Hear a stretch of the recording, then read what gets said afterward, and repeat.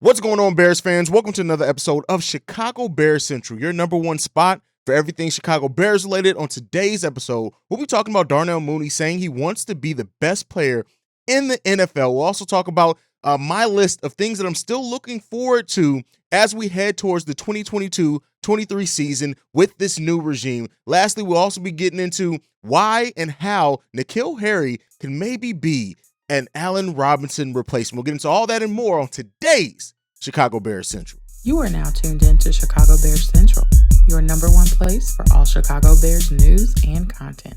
All right, Bears fans. So first up, we're going to talk about Darnell Mooney saying he wants to be the best player in the league. There's a report that came out that said Darnell Mooney at times goes to Hollis Hall to work out and run routes after midnight. He's putting in the work here. He was interviewed by The Athletic, in which he said this, and this is the direct quote. I already said it. He says, "I want to be the best player in the league." And one of the things is, as we know with so much of sports in general, things come down to the work that you're willing to put in. If you have a player that's willing to put in the work, if you have a player that's willing to continue to better himself, learn the game better, review the game, everything, just everything in putting in the work, both on the field, off the field, everything, that you can up your stakes in the NFL in that point in time. Now, can Darnell Mooney become one of the best wide receivers in the NFL? That remains to be seen. That's really going to be left up to him. It's going to be left up to Justin Fields. It's going to be left up to the coaching staff and how they utilize him. But can Darnell Mooney be one of the best players in the NFL eventually? Listen, all of us hope that can happen. I'm going to read another quote from him. He says, "I get very uncomfortable not doing anything. The first week we were off, I was told to just sit there and get treatment. I'm like, bro, I'm losing my mind just sitting in this house. I cannot do this." Now, this is coming off Darnell Mooney having his first season in which he passed 1,000 yards, having 1,066 yards overall, catching 81 passes. That's 20 more than what he caught in his rookie season. And the thing is, we know Darnell Mooney's going to put in the work. We know him and Justin Fields have been building that chemistry all offseason. If Luke Getsy his offense is what we think that it's going to be and can unlock more, and as Justin Fields grows and him and Darnell Mooney grow together, listen, the sky's the limit for Darnell Mooney. So the question I'm going to throw out to you guys in this, right? We came into this and I've been saying the biggest question, well, not biggest question, but the only question really surrounding Darnell Mooney is, can he be a number one on a winning football team? But he just rose the stakes here. We're no longer even just asking that. Can Darnell Mooney be the best in the NFL, or one of the best? I think it's too much to ask or to even say, hey, can you be the clear-cut best in the NFL? But can we see Darnell Mooney becoming one of the best wideouts in the National Football League? Let me know what you guys think on that one down below. So next up, as you guys know, we're getting closer and closer to the start of preseason. I'm really excited. We're less than 30 days away from preseason. And one of the things in that we're going to is just things that I'm excited for and things that I'm looking forward to with this team heading into the 2022-23 season. We've had so much doubt thrown our ways, so much quote-unquote hate thrown our ways by other pundits and these ESPN analysts and shit like that. And at the end of the day, I'm super excited for this team, and I want this fan base to feel that as well. Now, I can't determine what anybody else in the fan base feels for them, right? You have to determine that on your own. So I'm going to give my list of things that I'm super excited for heading into this 22-23 season, and things that, just keep me really excited about the season coming up. Now, the first one up is how the new regime continues to build. And by new regime, I don't just mean Ryan Pace. I'm sorry, not Ryan Pace. Thank God it's not Ryan Pace. Ryan Poles. I mean Matt Eberflus. I mean Luke Getsy. I mean, overall, everything that's being in place. We removed the cancer from this team in Ryan Pace and Matt Nagy, in my opinion, right? There's nothing similar, at least so far, about Matt Nagy and Matt Eberflus, other than their first names being the same. But with that being said, Poles having the goal of building through the draft, right? Not overplaying for veteran players that were unhealthy or not on the field as much as we would have liked them to. Eberflus's goal of building a system that's going to get the best out of the players on the field, as well as cultivate that young talent to really see if they can turn into something in this league. The culture around this team, the culture around the Chicago Bears, the culture that you see the players talk about when you hear Darnell Mooney talk, when you hear about Eddie Jackson, a little bit that we've heard from him as well. When you hear all of this, it just really does feel like this is a new team. It's a new team. And it's a team that, it's a new culture, I should say, rather than a new team, but it's a culture that really seems like it's eliminated that Nagyitis, as I call it. the negative, the cancerous culture that we had here for a while. And it's really reinvigorated a lot of the players as well. Now, does that come by wins? We'll see. Does that come with better play? We hope so. But one of the things I'm definitely excited to see is how this regime continues to build and uses this season, right? It's been a couple of fun months in the offseason talking about, speculating, see what this Bears team does, the moves, the draft, everything. But we need to see how that translates to on the field. And that's one of the most exciting things that I have for me heading into this upcoming season. Nextly, is that a word? Next, the progression of Justin Fields. That's what everybody in the world is looking for with the Chicago Bears, right? Yes, we're looking at David Montgomery. We're looking for Velus Jones. We're looking for Brisker and Gordon and things like that. We're looking to see if Eddie Jackson can have a bounce-back year. And generally, the national media is kind of looking at that in a lesser. But anything that you talk about, the moment the Chicago Bears come up, what's the first name to follow that? It's Justin Fields. Do you believe Justin Fields is going to be a franchise quarterback? Is he going to be the best quarterback in Chicago Bears history? Are the Bears finally going to have a quarterback that they can build around and do build a contender around? That's one of the biggest questions, and to see and watch Justin Fields progress. I've said it before, right? In my lifetime, I'm 35 years old. The best quarterback that we've had was Jay Cutler. And even Jay Cutler came in, he wasn't drafted by the Chicago Bears. This is the first time, other than like Rex Grossman, of course, and things like that, that in my lifetime, I see a quarterback that I hope that I'm going to see from the start of their career to the end of their career with the Bears, and them continue to just grow. When we got Jay Cutler, we knew what Jay Cutler was as a player. To see this progression in Justin Fields, to be able to witness that, hopefully be able to witness him to turn his doubters' heads and prove them wrong, is absolutely one of the things that I'm most excited about when it comes to this team. And then right after Justin Fields is the rookie. So next up, number 3, the rookies that we drafted on this team. Kyler Gordon, Brisker. Like, what do they give? Velus Jones. I was on the full episode we did yesterday with all 3 of us on. I talked very highly about Velus Jones. I fully believe and think that Velus Jones Jr. will be the clear wideout number 2 by the end of this season. Now, that doesn't mean that the Bears aren't going to go in and continue to improve the wide receiver core. We'll see. But I think that I'm super excited about this rookie class. And this is one of the things that, like, I'm going to be watching very heavily. And one of the things that I'll do as we get into our daily content during the season is Rookie Watch. Rookie Watch is going to be an episode or a segment that we're going to have once every week, is to watch how our rookies perform, who's the rookie of the week. So we're going to be doing things like that because we have some rookies on this team that project to be able to give us something right away and contribute to this team right away, and we hope that they do. But the rookies are definitely a big part of why I'm so excited about the 2022-23 season, even though it may not be a season where a bunch of wins come. Lastly, a healthy David Montgomery.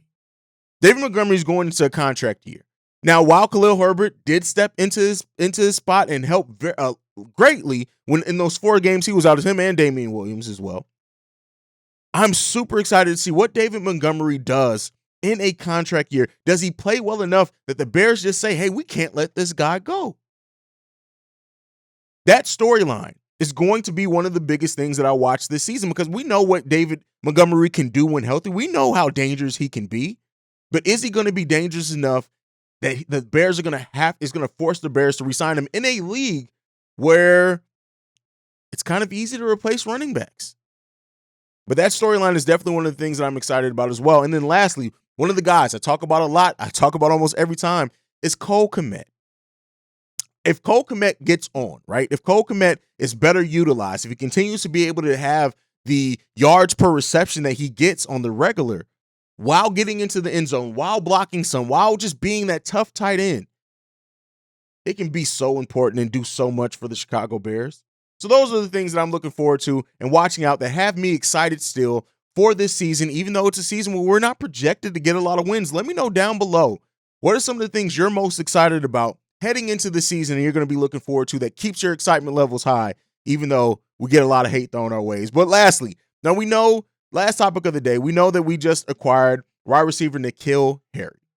Now, the thing is, and this is an article that I got from Bleacher Report, it says that N'Keal Harry becoming a Robinson replacement is the Bears' best case scenario.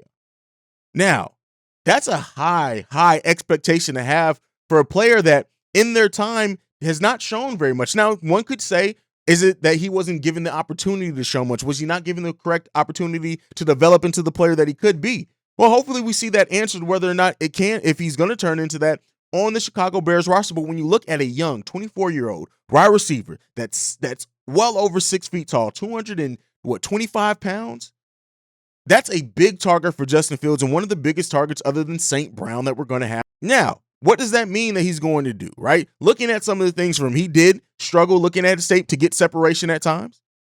And now he was said that he's a good run blocker, but out on those routes, he did struggle to get separation at times. His motor has been questioned. While we are not questioning the motor of a Byron Pringle, Velus Jones, definitely not. Nobody should ever question the motor of Darnell Mooney. A player that doesn't have a motor is a big red flag to me.